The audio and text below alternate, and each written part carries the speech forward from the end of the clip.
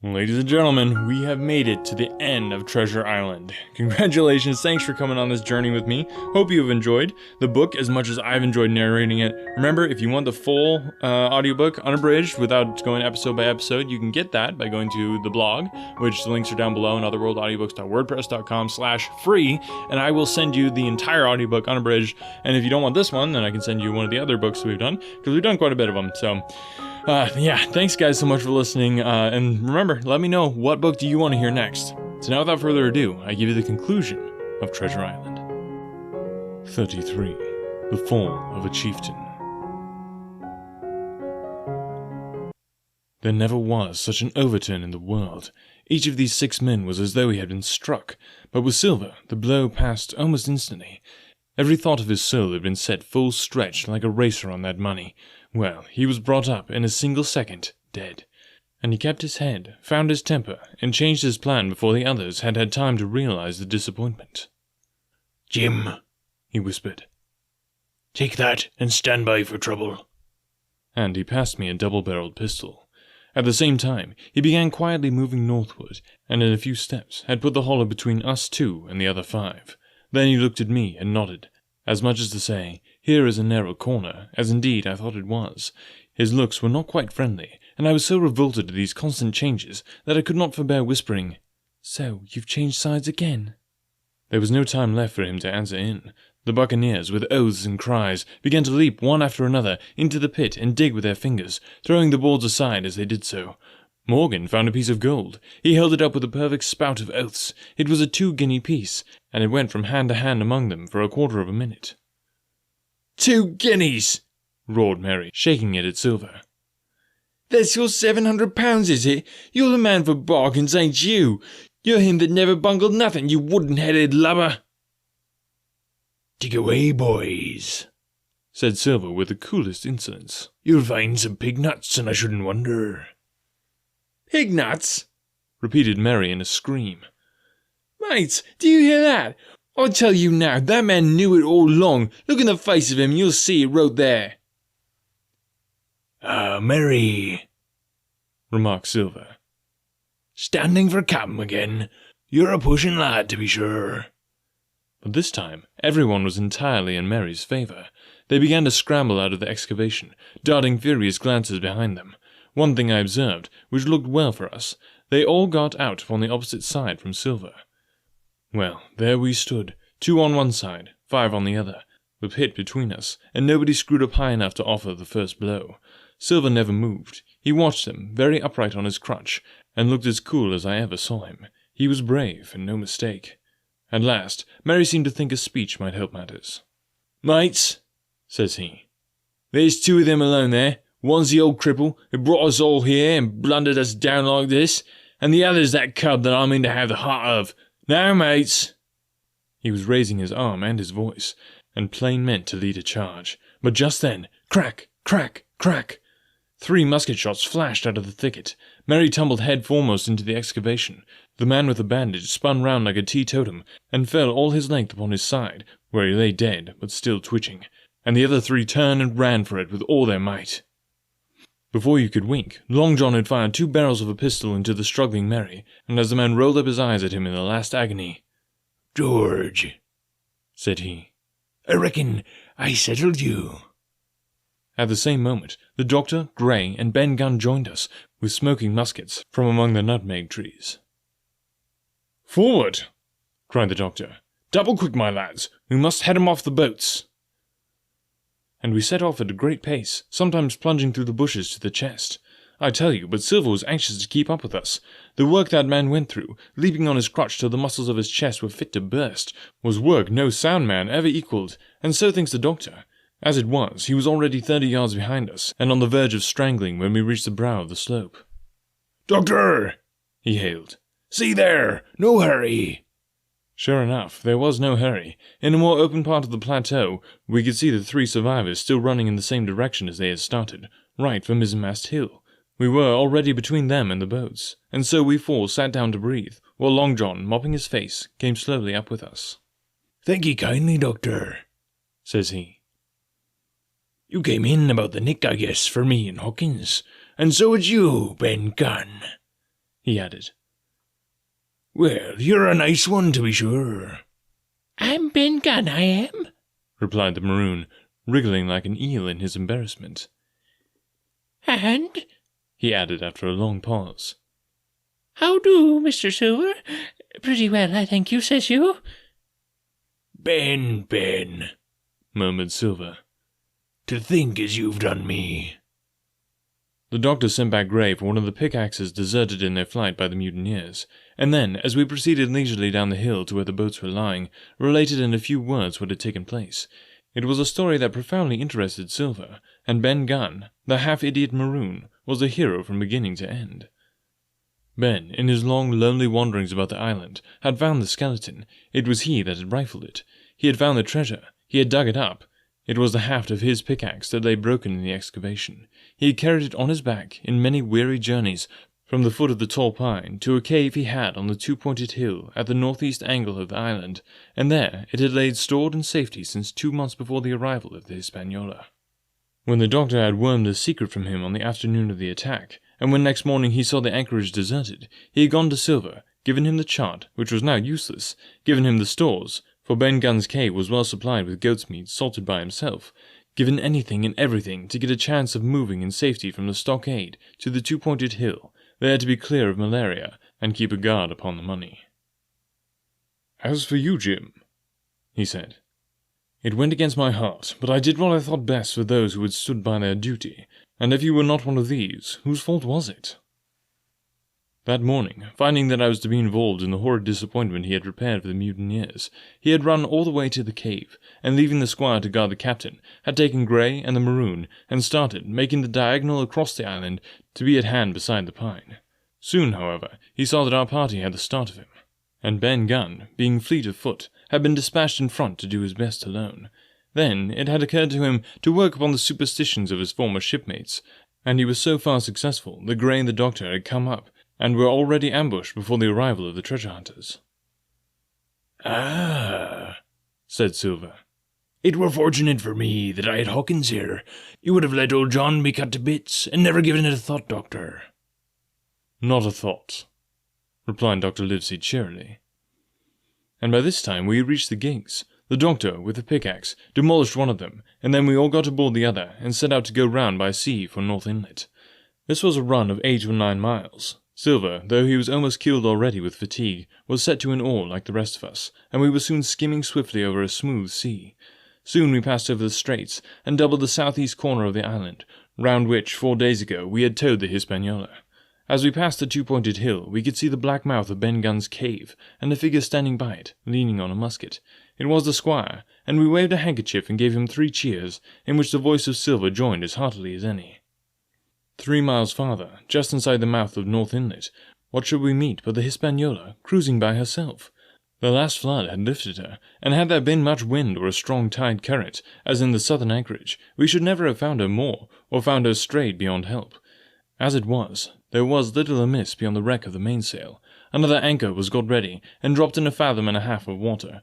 We all pulled round again to Rum Cove, the nearest point for Ben Gunn's treasure house, and then Gray, single-handed, returned with the gig of the Hispaniola, where he was to pass the night on guard. A gentle slope ran up the beach to the entrance of the cave. At the top, the squire met us. To me, he was cordial and kind, saying nothing of my escapade either in the way of blame or praise. At Silver's polite salute, he somewhat flushed. "John Silver," he said. "You're a prodigious villain and an impostor, a monstrous impostor, sir. I am told that I am not to prosecute you. Well then, I will not. But the dead men, sir, hang about your neck like millstones." "Thank ye kindly, sir," replied Long John, again saluting. "I dare you to thank me," cried the squire. "It is a gross dereliction of my duty. Stand back." And thereupon we all entered the cave. It was a large, airy place, with a little spring and a pool of clear water overhung with ferns. The floor was sand. Before a big fire lay Captain Smollett, and in a far corner, only duskily flickered over by the blaze, I beheld great heaps of coin, and quadrilaterals built of bars of gold. There was Flint's treasure that we had come so far to seek, and that had cost already the lives of 17 men from the Hispaniola. How many it had cost in the amassing, what blood and sorrow, what good ships scuttled on the deep, What brave men walking the plank blindfold, what shot of cannon, what shame and lies and cruelty, perhaps no man alive could tell.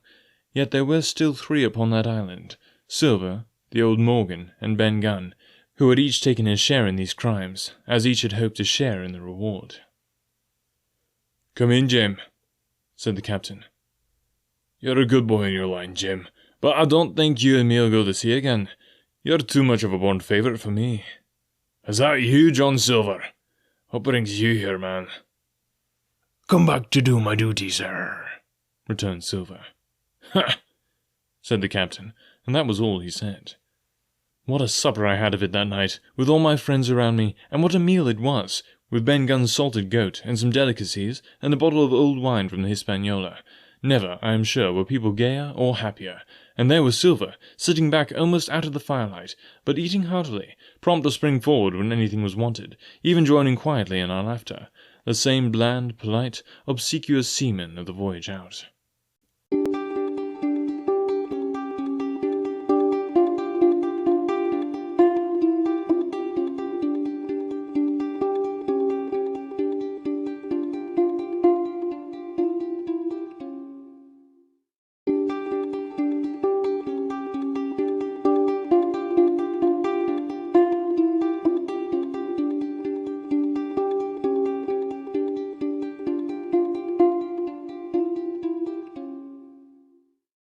"34. And last. The next morning we fell early to work, for the transportation of this great mass of gold near a mile by land to the beach, and thence 3 miles by boat to the Hispaniola, was a considerable task for so small a number of workmen. The 3 fellows still aboard upon the island did not greatly trouble us. A single sentry on the shoulder of the hill was sufficient to ensure us against any sudden onslaught, and we thought, besides, that they had more than enough of fighting. Therefore the work was pushed on briskly. Gray and Ben Gunn came and went with the boat, while the rest, during their absence, piled treasure on the beach. 2 of the bars, slung in a rope's end, made a good load for a grown man, one that he was glad to walk slowly with. For my part, I was not much use at carrying. I was kept busy all day in the cave, packing the minted money into bread bags. It was a strange collection, like Billy Bones's hoard for diversity of coinage, but so much larger and so much more varied that I think I never had more pleasure than in sorting them. English, French, Spanish, Portuguese, Georges and Louis, doubloons and double guineas, and Mondeurs and sequins, the picture of all the kings of Europe for the last 100 years, strange oriental pieces stamped with what looked like wisps of string or bits of spider web, round pieces and square pieces, and pieces bored through the middle, as if to wear them round your neck. Nearly every variety of money in the world must, I think, have found a place in that collection, and for number, I am sure they were like autumn leaves, so that my back ached with stooping, and my fingers with sorting them out. Day after day this work went on. By every evening a fortune had been stowed aboard, but there was another fortune waiting for the morrow, and all this time we heard nothing of the 3 surviving mutineers. At last, I think it was on the 3rd night, the doctor and I were strolling on the shoulder of the hill, where it overlooks the lowlands of the isle, when, from out of the thick darkness below, the wind brought us a noise between shrieking and singing. It was only a snatch that reached our ears, followed by the former silence. "Heaven forgive them," said the doctor. "'Tis the mutineers." "All drunk, sir," struck in the voice of Silver from behind us. Silver, I should say, was allowed his entire liberty, and in spite of daily rebuffs, seemed to regard himself once more as quite a privileged and friendly dependent. Indeed, it was remarkable how well he bore these slights, and with what unwearying politeness he kept on trying to integrate himself with all. Yet, I think, none treated him better than a dog, unless it was Ben Gunn, who was still terribly afraid of his old quartermaster, or myself, who had really something to thank him for, although, for that matter, I suppose, I had reason to think even worse of him than anybody else, for I had seen him meditating a fresh treachery upon the plateau. Accordingly, it was pretty gruffly that the doctor answered him. "Drunk or raving?" said he. "Right you were, sir," replied Silver. "And precious little odds which to you and me." "I suppose you would hardly ask me to call you a humane man," returned the doctor with a sneer. "And so my feelings may surprise you, Master Silver, but if I were sure they were raving, as I am morally certain one at least of them is down with fever, I should leave this camp, and at whatever risk to my own carcass, take them the assistance of my skill." "Ask your pardon, sir, you would be very wrong," quoth Silver. "You would lose your precious life, and you may lay to that. I'm on your side now, hand in glove, and I shouldn't wish to see the party weakened, let alone yourself, seeing as I know what I owes you. But these men down there, they couldn't keep their word, no, not supposing they wished to, and what's more, they couldn't believe as you could." "No," said the doctor. "You're the man to keep his word, we know that." Well, that was about the last news we had of the 3 pirates. Only once we heard a gunshot a great way off, and supposed them to be hunting. A council was held, and it was decided that we must desert them on the island, to the huge glee, I must say, of Ben Gunn, and with the strong approval of Grey. We left a good stock of powder and shot, the bulk of the salt goat, a few medicines, and some other necessities, tools, clothing, and spare sail, a fathom or 2 of rope, and by the particular desire of the doctor, a handsome present of tobacco. That was about our last doing on the island. Before that, we had got the treasure stowed, and had shipped enough water and the remainder of the goat meat in case of any distress, and at last, one fine morning, we weighed anchor, which was about all that we could manage, and stood out for North Inlet, the same colours flying that the captain had flown and fought under at the palisade. The 3 fellows must have been watching us closer than we thought, as we soon had proved, for coming through the narrows, we had to lie very near the southern point, and there we saw all 3 of them kneeling together on a spit of sand, with their arms raised in supplication. It went to all our hearts, I think, to leave them in that wretched state, but we could not risk another mutiny, and to take them home for the gibbet would have been a cruel sort of kindness. The doctor hailed them, and told them of the stores we had left, and where they were to find them, but they continued to call us by name, and appeal to us, for God's sake, to be merciful, and not leave them to die in such a place. At last, seeing the ship still bore on her course, and was now swiftly drawing out of earshot, one of them, I know not which it was, leapt to his feet with a hoarse cry, whipped his musket to his shoulder, and sent a shot whistling over Silver's head and through the mainsail. After that, we kept under cover of the bulwarks, and when next I looked out, they had disappeared from the spit, and the spit itself had almost melted out of sight in the growing distance. That was, at least, the end of that, and before noon, to my inexpressible joy, the highest rock of Treasure Island had sunk into the blue round of sea. We were so short of men that everyone on board had to bear a hand, only the captain lying on a mattress in the stern and giving his orders, for though greatly recovered, he was still in want of quiet. We laid ahead for the nearest port in Spanish America, for we could not risk the voyage home without fresh hands, and as it was, what with baffling winds and a couple of fresh gales, we were all worn out before we reached it. It was just at sundown when we cast anchor in a most beautiful landlocked gulf, and were immediately surrounded by shore boats full of Negroes and Mexican Indians, and half-bloods selling fruits and vegetables, and offering to die for bits of money. The sight of so many good-humoured faces, especially the blacks, the taste of the tropical fruits, and above all, the lights that began to shine in the town, made a most charming contrast to our dark and bloody sojourn on the island, and the doctor and the squire, taking me along with him, went ashore to pass the early part of the night. Here they met the captain of an English man-of-war, fell in talk with him, went on board his ship, and, in short, had so agreeable a time that day was breaking when we came alongside the Hispaniola.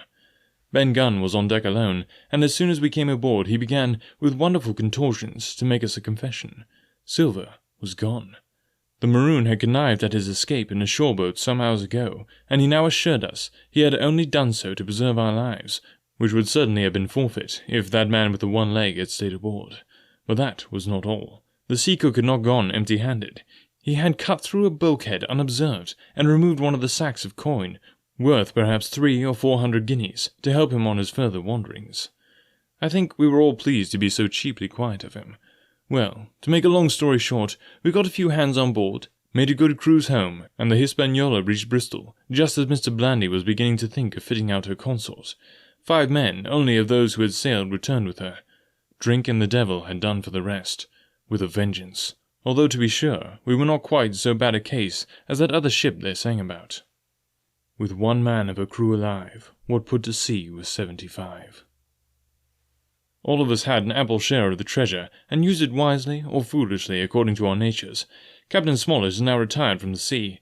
Grey not only saved his money, but being suddenly smit with a desire to rise, also studied his profession, and he is now mate and part owner of a fine full-rigged ship, married besides, and the father of a family.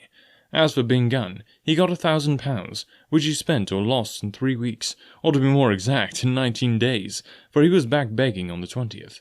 Then he was given a lodge to keep, exactly as he had feared upon the island, and he still lives, a great favourite, though something of a butt with the country boys, and a notable singer in church on Sundays and Saint days.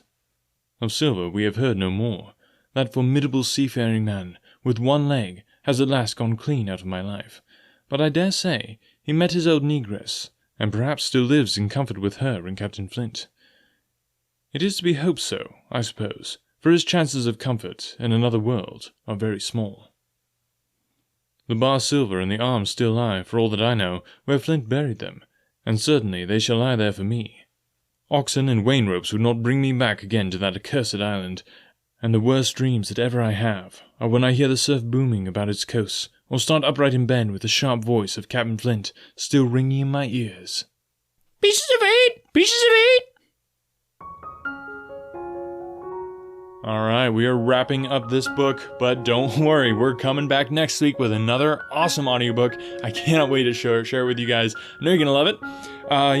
Remember, best way to support the podcast, if you enjoy what we're doing and you want to help it continue, is just to tell other people about Another World Audiobooks. There's tons of people out there that haven't heard of it yet that would enjoy having free audiobooks every week. So if you can just tell people, that makes all the difference in the world. Thanks so much for listening, and thanks for taking this ride to Treasure Island with me. Really hope you guys enjoyed it. I'd love to hear what you think. If you want to leave a rating and review, the link to iTunes is down below, or you can just let me know on social media. I'd love to hear from you guys. Thanks so much for listening, and we'll be back next week with another awesome audiobook from Another World Audiobooks.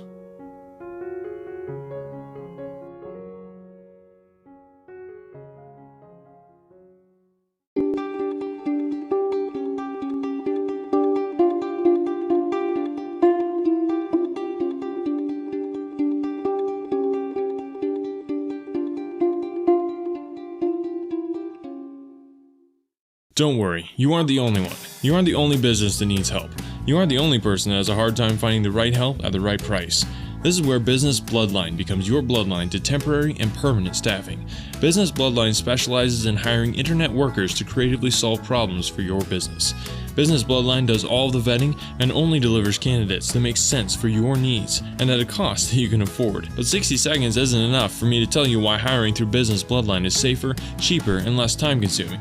We would rather show you. To get more information or a business consultation, visit businessbloodline.com. If the job can be done on a computer, Business Bloodline can find a match. Visit businessbloodline.com and tell them that you heard about it on Another World Audiobooks to get 10% off your first hire. Remember to mention that you heard about it on Another World Audiobooks to get that 10% off. businessbloodline.com.